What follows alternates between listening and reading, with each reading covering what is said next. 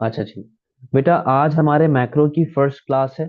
और मैक्रो बड़ा मजेदार आपका एक यूनिट है, बहुत अच्छा यूनिट है। और काफी ज्यादा आपको मजा आएगा, मैक्रो में बहुत ज्यादा डिटेल है। और आपका ना दिमाग खोल देगी मैक्रो। जो बेटा हमारा फर्स्ट टॉपिक है स्टार्टिंग का, हम लोग इन्फ्लेशन से स्टार्ट करेंगे। अब इन्फ्लेशन का पूरा एक ये आपके सामने मैंने लिखा हुआ है, क्या क्या चीजें हम लोगों ने इन्फ्लेशन में कवर अप करनी है। हमारे पास इफेक्ट्स ऑफ इन्फ्लेशन आएंगे, हमारे पास कॉजेज ऑफ इन्फ्लेशन आएंगी। अफेक्ट्स का मतलब कि अफेक्ट्स, बुराइयां क्या क्या आती हैं इन्फ्लेशन से, क्या क्या प्रॉब्लम्स आती हैं, क्यों क्यों इन्फ्लेशन आती है, किस वजह से इन्फ्लेशन आती है। इन्फ्लेशन क्या है, यानी कि प्राइसेस बढ़ना क्या है और प्राइसेस का कम होना क्या है। किस तरीके से इन्फ्लेशन को कंट्रोल किया जाता है। और रिटेल प्राइस इंडेक्स के इन्फ्लेशन को कैसे मेजर किया जाता है। ये सारी चीजें बेटा आप लोगों ने अपने इस इन्फ्लेशन के कोर्स में पढ़नी है। अच्छा बेटा, पहले बेसिक फर्क देख लेते हैं between micro and macro economics. Micro के अंदर मैंने आपको बताया हुआ है कि हम लोग इंडिविजुअल बेसिस पे बात करते हैं। हर बंदा जब अपनी इंडिविजुअल कहानी लेके चल रहा होता है उसे माइक्रो कहते हैं। जब हम लोग सोसाइटी एज अ होल की बात करते हैं, जब हम लोग सोसाइटी एज अ होल की बात करते हैं, वो आता है बेटा आपका मैक्रो इकोनॉमिक्स। सही। अच्छा, एक टर्म है जिसका नाम है एग्रीगेट डिमांड। एग्रीगेट डिमांड का मतलब होता है टोटल डिमांड ऑफ इकोनॉमी। सही है, टोटल डिमांड ऑफ इकोनॉमी। और इसके अंदर डिफरेंट चीजें आती हैं, डिफरेंट कंपोनेंट्स आते हैं जो आपको समझने पड़ेंगे। बच्चों को अक्सर ये फॉर्मूला याद नहीं होता, तो मैं आपको एक शॉर्टकट तरीका बता रहा हूं, उससे आपने याद रखना है। बेटा आप ये स्टेटमेंट याद रखो, चार्ली, इसको लिख भी लेना अपने पास। चार्ली इंडिया गया एक्सपो में। ठीक है, ये स्टेटमेंट याद भी कर लो। चार्ली इंडिया गया एक्सपो में। चार्ली का आपने सी निकाला, इंडिया का आपने आई निकाला, गया का आपने जी निकाला, एक्सपो का आपने एक्स निकाला और मे का आपने एम निकाला। ठीक है, तो एग्रीगेट डिमांड का फॉर्मूला क्या बन जाएगा आपके पास बेटा, सी प्लस आई प्लस जी प्लस एक्स माइनस एम। ठीक है, ये फॉर्मूला आपने याद रखना है। चार्ली इंडिया गया एक्सपो में, सी प्लस आई प्लस जी प्लस एक्स माइनस एम। अब सवाल ये है कि सर ये जो कंपोनेंट्स हैं ये क्या कहते हैं, हमें ये क्या बताते हैं। आओ जरा इन सबके बारे में डिस्कशन करते हैं। एग्रीगेट डिमांड का फॉर्मूला आपके पास है। सर सी क्या होता है बेटा, सी का मतलब है कंजम्पशन एक्सपेंडिचर। सी का मतलब क्या है, कंजम्पशन एक्सपेंडिचर। कंजम्पशन एक्सपेंडिचर क्या होता है बेटा, बीइंग अ कंज्यूमर, मैंने जितना पैसा मुल्क में स्पेंड किया, मैंने सामान ले लिया, मैंने कुछ दवाई ले ली, कुछ भी कर लिया, वो सब किस में आएगा, कंजम्पशन में, कंज्यूमर की तरफ से आता है। आय क्या होता है बेटा, इन्वेस्टमेंट एक्सपेंडिचर। इन्वेस्टमेंट को आप हमेशा लिंक करेंगे बेटा कैपिटल इन्वेस्टमेंट के साथ। आप अपने मुल्क में मशीन ले आए, आप अपने मुल्क में इंडस्ट्री सेट कर ली है, आप कुछ भी ले आए जो कैपिटल के साथ लिंक हो रहा है, वो सब किस में आएगा बेटा, इन्वेस्टमेंट एक्सपेंडिचर। गवर्नमेंट ने रोड बनाया, स्कूल बनाया, अस्पताल बनाया, कुछ भी कर दिया, गवर्नमेंट का खर्चा जब आता है तो वो कहलाया जाता है जी, यानी कि गवर्नमेंट एक्सपेंडिचर। ठीक है, अब यहां पे आओ जरा, ये फॉर्मूला आपके सामने है। सर ये एक्स क्या है, ये बेटा जो एक्स है ना, ये आपका होता है export revenue. Sir export revenue का मतलब बेटा, एक्सपोर्ट क्या होता है, जो आप सामान किसी दूसरी कंट्री में बेचते हो। ठीक है, आपने अपना माल दूसरी कंट्री में बेचा, वो एक्सपोर्ट होता है। उससे मिलने वाला जो पैसा है वो एक्स कहलाया जाता है, यानी कि एक्सपोर्ट रेवेन्यू। सर एम क्या होता है बेटा, आप जब दूसरी कंट्री से सामान मंगवाते हैं उसे कहते हैं इंपोर्ट। ठीक है, इंपोर्ट फ्री में तो नहीं होता, आप उसके लिए पैसे पे करते हैं। जब आप पैसे पे करेंगे तो वो बेटा पूरी टर्मिनोलॉजी क्या कहलाई जाएगी, इंपोर्ट एक्सपेंडिचर। ठीक है, तो export revenue minus import expenditure. अब हम इसको माइनस क्यों कर रहे हैं, हम इसलिए माइनस कर रहे हैं हम इसलिए माइनस कर रहे हैं क्योंकि हमें सिर्फ वो पैसा चाहिए जो हमारे मुल्क के अंदर है, बाहर जाने वाले पैसे को हम लोग नेट ऑफ कर देंगे। यहां तक कोई मसले वाली बात बेटा किसी को भी, सारी बातें क्लियर जा रही हैं।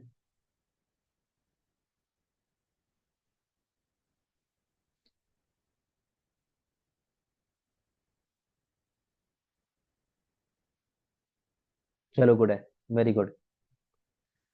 अच्छा, अब एक और टर्म की हमने डिस्कशन करनी है, उसके बारे में आपको थोड़ा सा बताना है। यहाँ पे आइएगा बेटा, एक टर्म है जिसका नाम होता है balance of trade.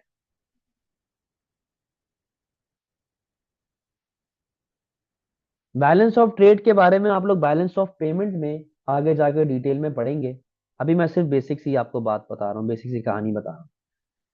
Balance of trade क्या होता है बेटा?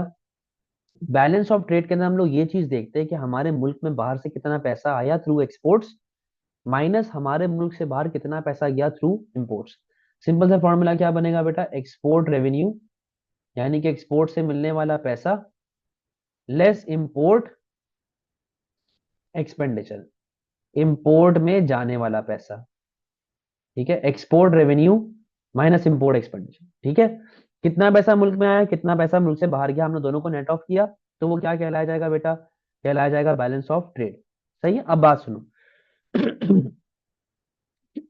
अगर मैं कहता हूं कि मुल्क में पैसा ज्यादा आया, एक्सपोर्ट रेवेन्यू ज्यादा है और इंपोर्ट एक्सपेंडिचर कम है, मुल्क में पैसा ज्यादा आया और मुल्क से बाहर कम गया, यानी कि export revenue is greater than import expenditure. तो बेटा जब भी एक्सपोर्ट रेवेन्यू ज्यादा होता है, इंपोर्ट एक्सपेंडिचर कम होता है, इसे हम लोग कहते हैं कि बैलेंस ऑफ ट्रेड आपका सरप्लस में है। सरप्लस का मतलब कि वो पॉजिटिव में, क्योंकि पॉजिटिव साइड आपकी ज्यादा है, नेगेटिव साइड आपकी कम है।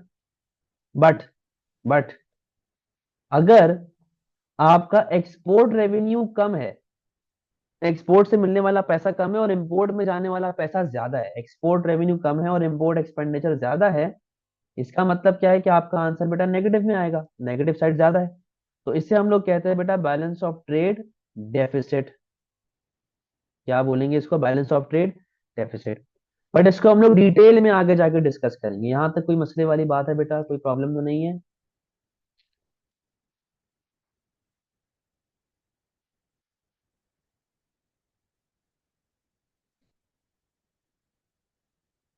वेरी गुड, शाबाश।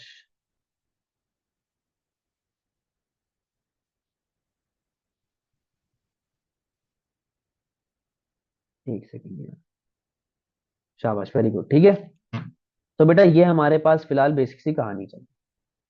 अच्छा, हमारा जो आज का सोल फोकस है ना, हम लोगों ने देखना है कि यार इन्फ्लेशन आने से प्रॉब्लम्स क्या क्या क्रिएट होती है। यहाँ पे आओ जरा। पहले तो बेटा इन्फ्लेशन की डेफिनेशन समझें। इन्फ्लेशन क्या होता है? Inflation is a persistent and sustained increase in general price level over the period of time. यानी कि बेटा जब आपके पास आहिस्ता आहिस्ता प्राइसेस बढ़ती हैं, जब आपके पास आहिस्ता आहिस्ता प्राइसेस बढ़ती हैं, उसे इन्फ्लेशन कहते हैं। ऐसे नहीं कि रात में सोए सुबह उठने साला प्राइस इतनी बढ़ी हुई है। आहिस्ता आहिस्ता प्राइस के बढ़ने को हम लोग क्या कहते हैं? इन्फ्लेशन कहते हैं। ठीक है, inflation is a persistent and sustained increase in price level over the period of time.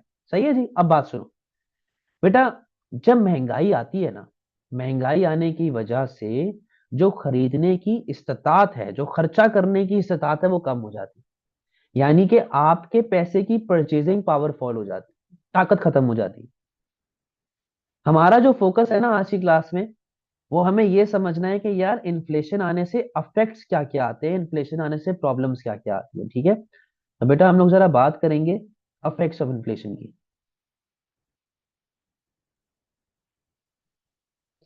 Affects of inflation.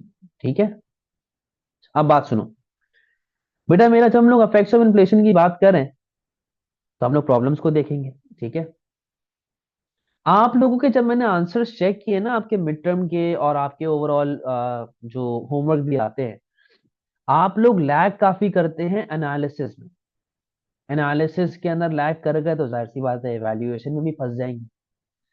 आप लोगों का मसला बेटा आता है कि जब आप लोग आंसर लिखते हो, आप लोगों को अब तक कड़ियां जोड़ना नहीं आई, आप लोगों को अब तक चेन बनाना नहीं आई।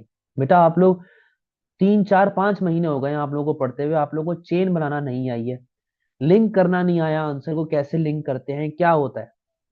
बेटा कड़ियां जोड़ना सीखो, कड़ियां जोड़ना सीख गए, आपको मार्क्स मिल जाएंगे, वो आपको मार्क्स देगा। समझे बात को? अब यहाँ पे आओ जरा हम लोग अफेक्ट्स के बारे में बात करें। पहला इफेक्ट ऑफ इन्फ्लेशन, मैं आप लोगों के सामने चेन बनाऊंगा, पूरी कड़ियां जोड़ूंगा, देखो जरा।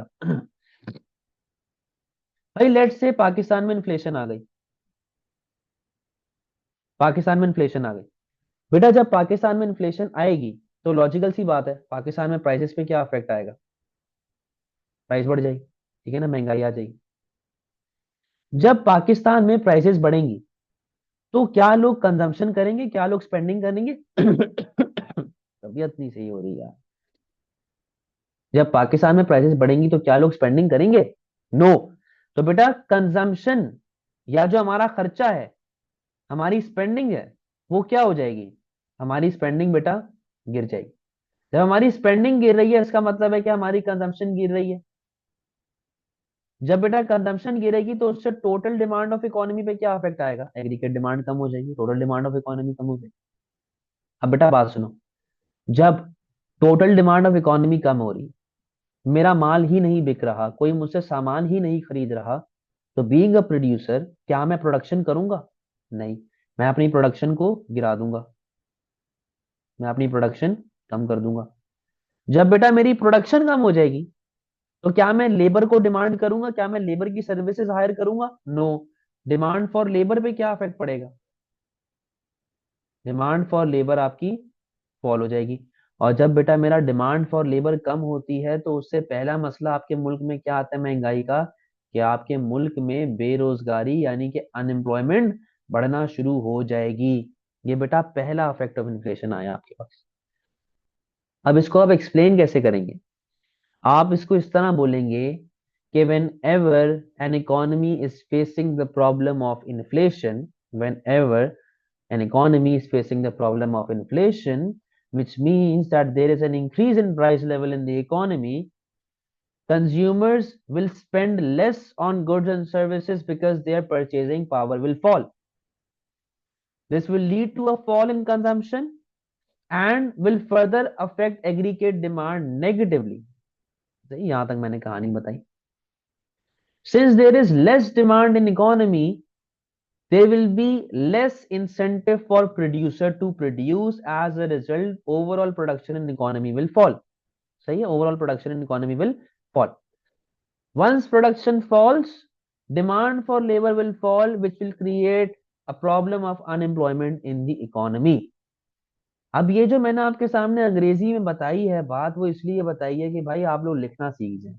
अब ये जो आप पूरी जो मेरी भाषा, वो क्या कहते हैं, एक डिबेट थी, जो डिस्कशन थी, आप अगर इसको अंग्रेजी में लिखने जाएंगे तो ये 5 से 6 लाइन का, सिर्फ ये वाली चीज 5 से 6 लाइन का एक हेल्दी पैराग्राफ आप लोगों के लिए बना देगा।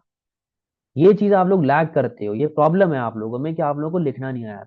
समझे बेटा बात को? तो इस तरीके से एक्सप्लेन किया जाता है चीजों को। कोई मसले वाली बात यहाँ तक? यहाँ तक कोई मसले वाली बात बेटा?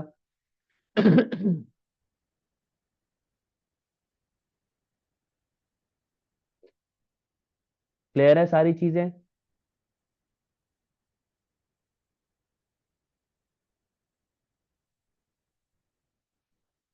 शाबाश। चलो फर्दर आगे बात करें, सेकंड इफेक्ट ऑफ इन्फ्लेशन के ऊपर आओ। बेटा सेकंड इफेक्ट ऑफ इन्फ्लेशन जो हमारा है उसको हम लोग लिंक करेंगे इंटरनेशनल ट्रेड के साथ।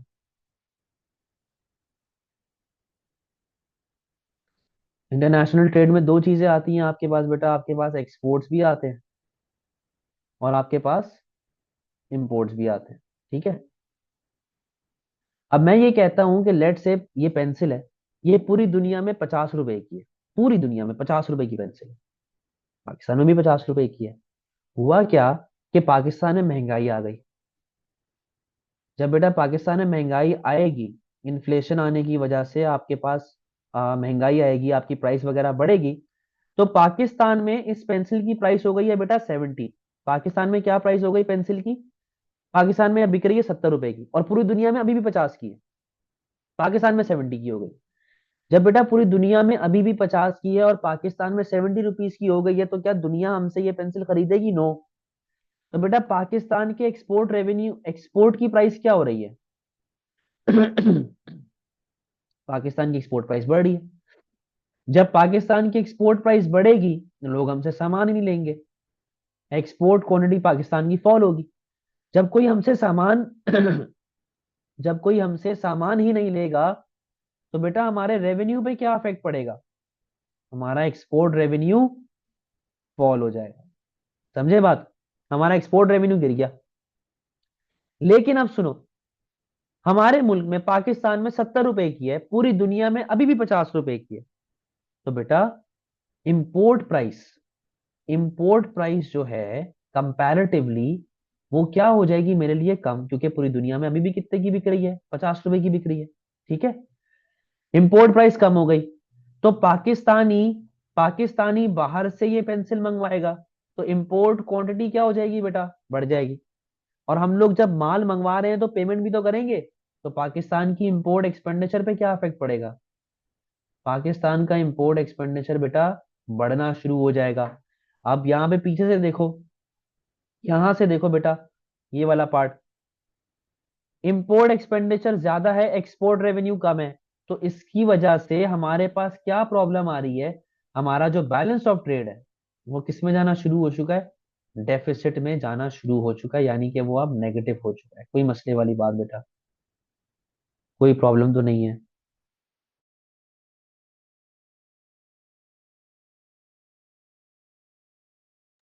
कोई प्रॉब्लम तो नहीं है? सारी बातें क्लियर जा रही हैं?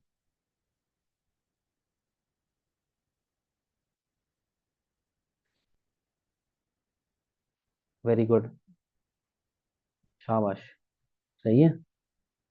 चलो गुड हो गया। अब तीसरे इफेक्ट ऑफ इन्फ्लेशन की बात करते हैं। तीसरा इफेक्ट, बेटा तीसरा इफेक्ट जो हमारा है उसके अंदर आपने एक खिलाड़ी के बारे में समझना है जिसका नाम है फॉरेक्स। ठीक है, फॉरेक्स क्या होता है? फॉरेक्स का जो फुल फॉर्म है वो है फॉरेन एक्सचेंज रेट।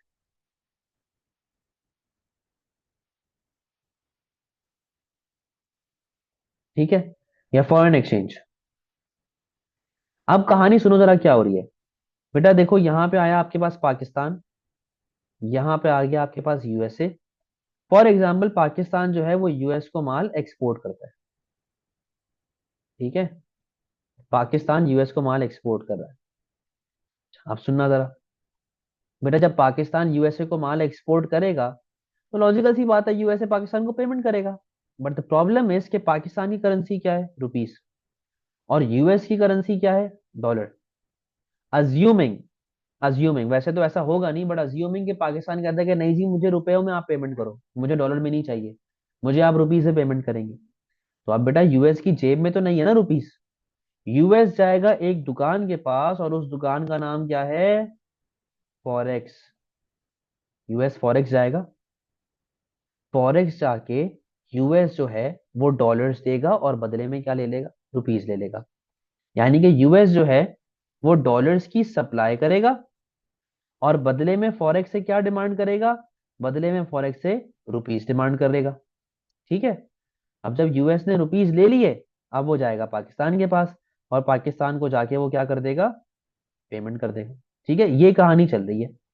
और ऐसा होता है कि ये कहानी चलती है भाई कि आप इस तरह पेमेंट कर देते। बट कहानी यहाँ पे ऐसी नहीं है। प्रॉब्लम क्या है कि पाकिस्तान में आ रही है इन्फ्लेशन, महंगाई। तो जब बेटा पाकिस्तान में इन्फ्लेशन आएगी, मतलब प्राइसेस बढ़ रही हैं, तो पाकिस्तान के एक्सपोर्ट्स तो फॉल होंगे। जब पाकिस्तान के एक्सपोर्ट्स फॉल होंगे तो क्या कोई भी बंदा पाकिस्तान को पे करने जाएगा? नहीं। जब कोई पे ही नहीं करने जाएगा तो क्या मैं फॉरेक्स जाके पाकिस्तानी रुपीस की डिमांड करूंगा? नो। तो बेटा डिमांड फॉर करेंसी पे क्या इफेक्ट पड़ेगा? डिमांड फॉर करेंसी आपकी फॉल हो जाएगी। और जब डिमांड फॉर करेंसी आपकी गिरती है तो उसकी वजह से बेटा करेंसी की वैल्यू गिरती है, जैसे हम लोग कहते हैं डेप्रिसिएशन ऑफ करेंसी। तो ये बेटा आपके पास आ गया है आपका तीसरा effect of inflation, depreciation of currency. कोई मसला?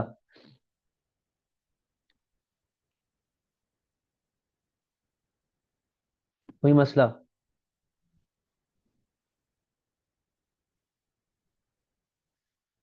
सुबहान, यहां तक कहानी क्लियर है? ये वाली ये वाली कहानी क्लियर है?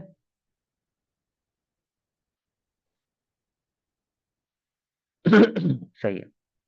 बेटा मेरी बात सुनो, आपकी करेंसी है रुपीस, मेरी करेंसी है डॉलर। ठीक है ना? मैं आपसे सामान लेता हूं तो आपको रुपीज में पे करता हूँ, और रुपीज मुझे कहाँ से मिलते हैं? फॉरेक्स से। अगर आप मुझे महंगा सामान बेचेंगे तो क्या मैं आपसे सामान लूंगा? नहीं लूंगा। जब मैं आपसे सामान ही नहीं लूंगा, क्या मैं आपको पे करूंगा? नहीं करूंगा। जब मैं आपको पे ही नहीं कर रहा, क्या मैं यहां जाके आपकी करेंसी डिमांड करूंगा? नहीं करूंगा। तो डिमांड फॉर करेंसी इससे फॉल हो जाएगी। जब लोग आपकी करेंसी ही नहीं खरीद रहे तो जाहिर सी बात है आपकी करेंसी की वैल्यू क्या होना शुरू हो जाएगी? फॉल होना शुरू हो जाएगी। इसे हम लोग कहते हैं डेप्रिसिएशन ऑफ करेंसी। समझते हैं बात को आप?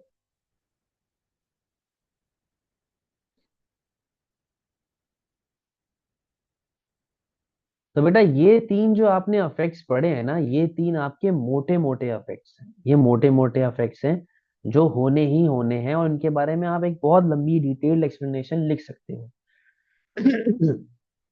आप एक लंबी चौड़ी एक्सप्लेनेशन बेटा यहाँ पे लिख के दे सकते हैं एग्जामिनर को। बट इसके अलावा और भी बहुत सारे अफेक्ट्स आगे जाके अभी हम लोग पढ़ेंगे। उस पर जाने से पहले बेटा यहाँ पे आए जरा। Real income. रियल इनकम के ऊपर आए। दैट्स वाई द वैल्यू, जी बिल्कुल ऐसा ही है। रियल इनकम के ऊपर आए बेटा।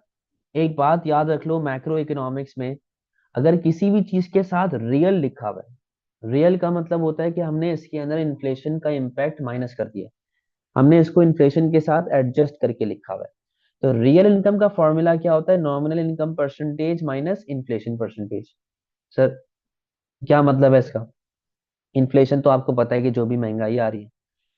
नॉमिनल इनकम परसेंटेज का मतलब क्या है? नॉमिनल इनकम का मतलब जो आपकी करंट इनकम है, जो आप अभी महीने के पैसे कमाते हो, जब आप इसमें से अपनी महंगाई का इम्पैक्ट माइनस कर देंगे तो वो क्या कहलाई जाएगी? वो कहलाई जाएगी रियल इनकम। रियल इनकम का मतलब आपके पैसों की औकात, आपके पैसों की परचेजिंग पावर, असल में आपके पास क्या औकात चल रही है पैसों की, वो रियल इनकम होती है। समझे बात? फॉर एग्जाम्पल, अलीजा मेरे पास जॉब करती है। बेटा रियल का मतलब है कि आपने इन्फ्लेशन का इम्पैक्ट माइनस कर दिया है। असल में आपके पैसों की कितनी औकात है? मैं 1,000 रुपए से कितना सामान खरीद सकता हूँ, वो उसकी औकात। ठीक है, मेरे पास 1,000 रुपए हैं, वो नॉमिनल इनकम है। मैं 1,000 रुपए से कितना सामान खरीद सकता हूँ, क्या मैं पहले कितना खरीद सकता था, अब कितना खरीद पा रहा हूँ, वो क्या है? Real income. समझे? पहले आप 1,000 रुपए से 10 चॉकलेट खरीद सकती थी, अब आप 1,000 रुपए से खाली 5 चॉकलेट खरीद सकती है तो 1,000 रुपए ही, है तो 1,000 रुपए ही, बट उनकी औकात क्या हो चुकी है? फॉल हो चुकी है। समझ गई ये बात को?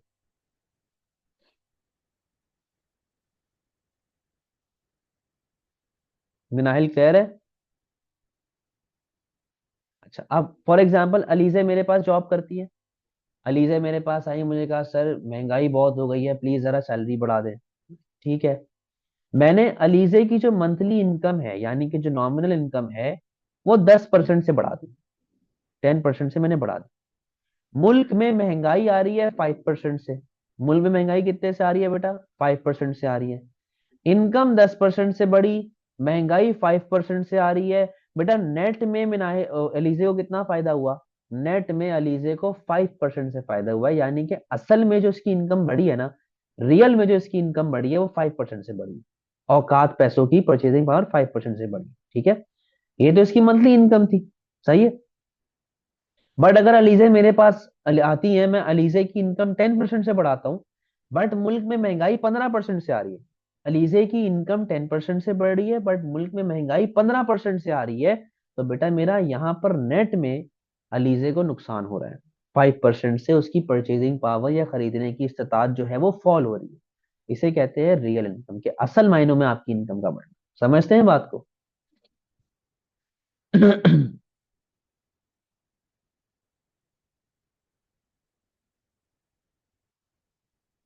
कोई मसले वाली बात बेटा?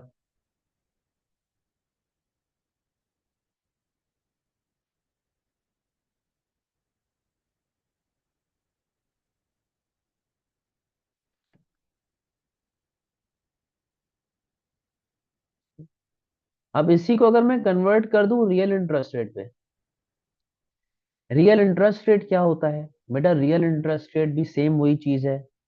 रियल का मतलब आ गया तो मतलब इन्फ्लेशन से हमने एडजस्ट कर दिया भाई। फॉर एग्जांपल, हमारे पास मिनाहिल है। अच्छा, अब मिनाहिल का क्या सीन चल रहा है भाई? मिनाहिल की एक बैंक में गई, बैंक अलाबी में गई फॉर एग्जांपल। बैंक अल हबीब के मैनेजर ने मिनाहिल से कहा कि मैडम, अगर आप मेरे बैंक में पैसे सेव करती हैं, मैं आपको 10% इंटरेस्ट दूंगा।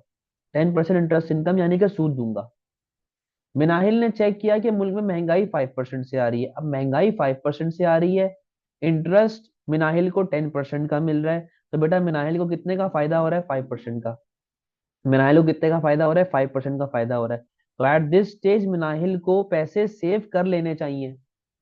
बट अगर बैंक आपको 10% का रेट दे रहा है और महंगाई 15% से आ रही है, तो 5% का घाटा हो रहा है ना, मिनाहिल को नुकसान हो रहा है। तो 5% से रियल इंटरेस्ट रेट फॉल हो रहा है। इस पॉइंट में मिनाहिल को सेव नहीं करना चाहिए। समझ गए बात को?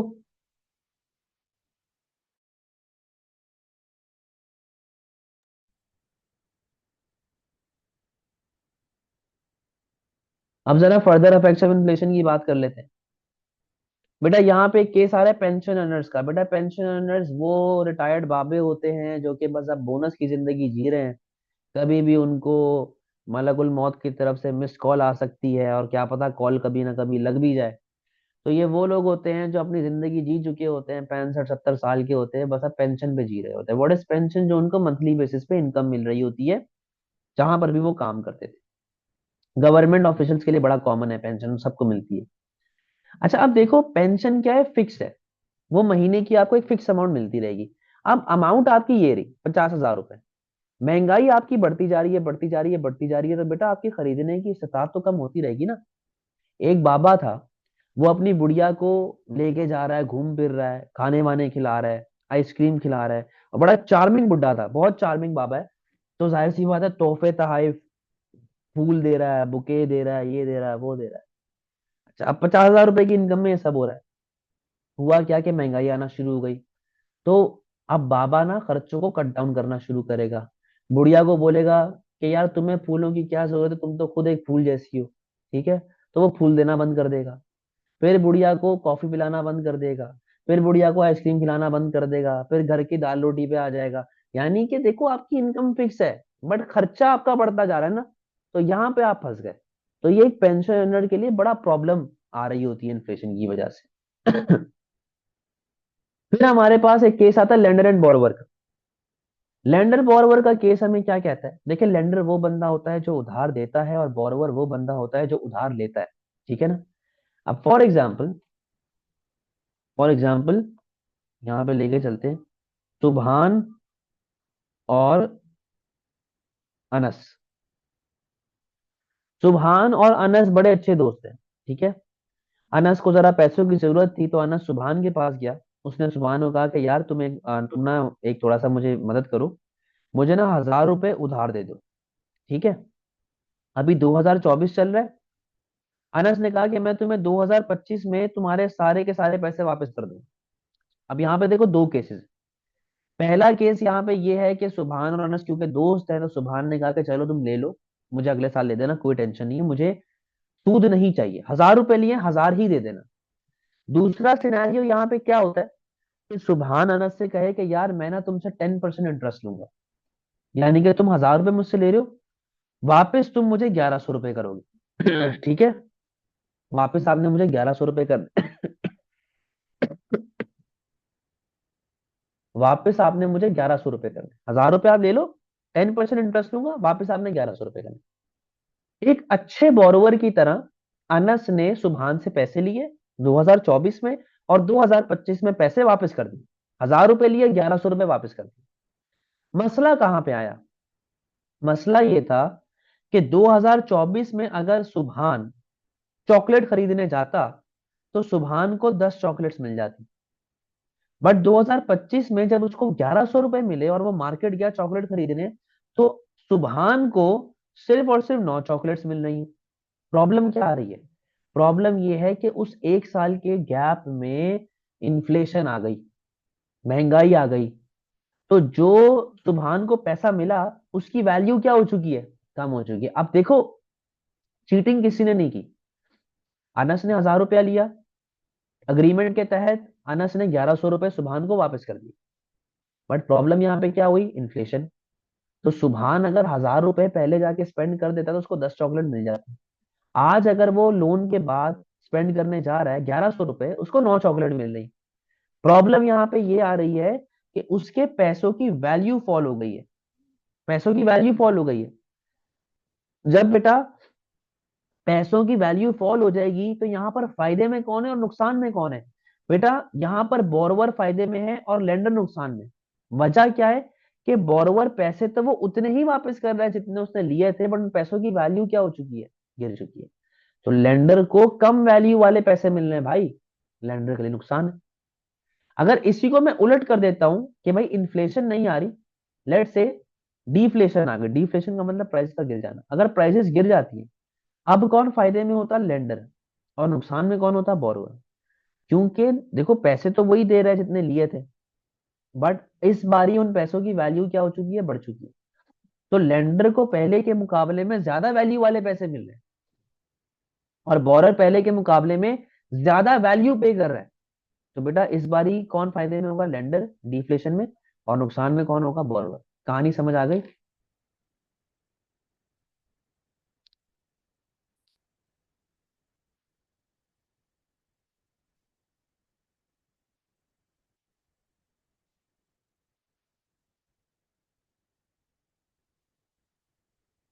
चलो फर्दर दो केसेस पे बात करते हैं बेटा, menu cost and shoe leather cost.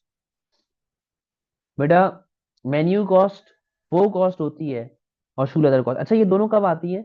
जब एकदम से इन्फ्लेशन आती है, तेजी वाली हाइपर इन्फ्लेशन की बात आ रही है। पहले बात करते हैं मेन्यू कॉस्ट की। बेटा आप लोगों ने अक्सर पठान का जो होटल होता है, ढाबा होता है चाय का, वहां पे आपने देखा होगा कि एक जो काउंटर है, काउंटर के ऊपर एक बोर्ड लगा हुआ होता है जिसपे सारी प्राइसेस लिखी होती है, चाय, पानी, पराठा, चीज पराठा, आलू पराठा, ये वो सबकी प्राइस लिखी हुई है। अब बेटा केस क्या है कि ये इन्फ्लेशन आ रही है तेजी से। पठान बेचारा रात को सोया, सुबह उठा तो पता चला दूध महंगा हो गया, तो जाहिर है चाय की प्राइस बढ़ाएगा। रात में सोया, सुबह उठा, पता चला जी आटा महंगा हो गया, तो पराठे की प्राइस बढ़ाएगा। अगले दिन पता चला चीनी महंगी हो गई, चाय की प्राइस बढ़ेगी। आलू महंगे हो गए, पराठे की प्राइस बढ़ेगी। यानी कि अब देखो पठान या फिर एक नॉर्मल जो छोटा सा ढाबा होता है, वो लोग क्या करेंगे? बोर्ड के ऊपर कालक मलेंगे या टेप लगाएंगे, उसकी प्राइस सेट कर देंगे। बट एक एक्सपेंसिव रेस्टोरेंट, एक महंगा रेस्टोरेंट, वो इस तरह की हरकत नहीं करेगा। वो नए मेन्यू प्रिंट कराएगा, नई मार्केटिंग करेगा, नई कैंपेन्स चलाएगा, बार बार वो चीजों को अपडेट करेगा। तो बेटा महंगाई की वजह से जब बिजनेस की कॉस्ट बढ़ रही होती है, वो मेन्यू कॉस्ट के जुमरे में चली जाती है। अब बात करते हैं शू लेदर कॉस्ट की। बेटा शू लेदर कॉस्ट को समझने के लिए जरा एक केस को समझें। अच्छा भाई, ये हमारे पास मिनाहिल आ गई, ठीक है, और ये कराची के चार कोने आ गए। इन चार कोनों में मिनाहिल ने इन्वेस्टमेंट की हुई है, हर जगह पे ना, हर जगह पे पैसे लगाए।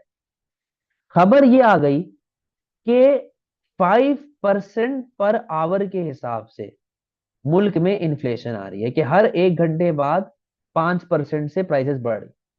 अब बच्चे पूछेंगे सर क्या आप फजूल बात कर रहे हो आप? बेटा ये रियलिटी में हो चुका है, ये अभी भी हो रहा है। जिम्बाब्वे में हो चुका है, श्रीलंका में हो चुका है, वेनेजुएला में हो चुका है। जिम्बाब्वे के ऊपर तो मैंने यूट्यूब पे वीडियो ही बना के डाली है, आप लोगों को सेंड करूंगा, आप लोग देखिएगा। उसमें इतने बुरे हालात थे कि एक अंडा खरीदने के लिए आपको बोरा भर के पैसे, यूं बोरा भर के आप लेके जाओगे अंडा खरीदने के लिए। खुद सोचो, इससे बेहतर है बंदा मुर्गी पाल ले, घर में अंडे देती रहेगी वो। एक अंडा खरीदने के लिए बोरा भर के पैसा लेके जाना है। और अगर आप चेक पे कर रहे हैं, तो आपको चेक डबल अमाउंट से पे करना पड़ेगा। उसके पीछे वजह यह है कि जितनी देर में दुकानदार बैंक जाके उसको कैश करवाएगा ना, जितनी देर में वो नोटें गिनेगा बैठ के, उतनी देर में तो प्राइस ही बढ़ जाएगी, वापस वापस इन्फ्लेशन आ जाएगी। ये रियलिटी में हो चुका है, मैं वीडियो आप लोगों को लिंक सेंड करूंगा। तो ये इस तरह का केस चल रहा है। अब कोई भी लॉजिकल बंदा, कोई भी तरीके का बंदा, वो क्या करेगा? वो देखेगा कि यार हम लोग ये काम ये करते हैं कि भाई अब हर 1 घंटे बाद इन्फ्लेशन आ रही है, तो हम लोग जरूरत का सामान ले आते हैं जाके।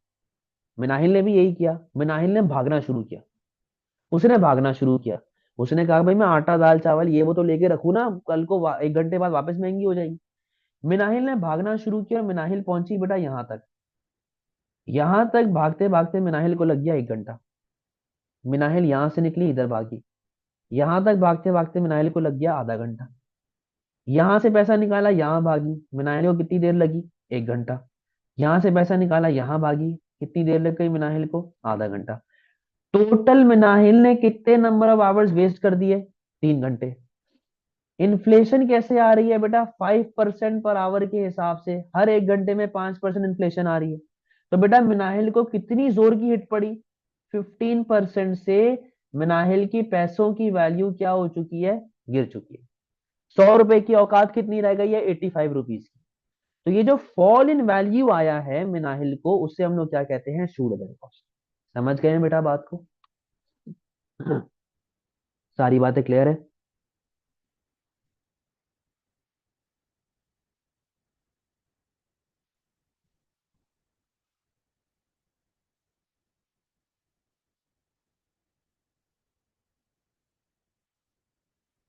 समझ गए जी? कोई टेंशन वाली बात तो नहीं है?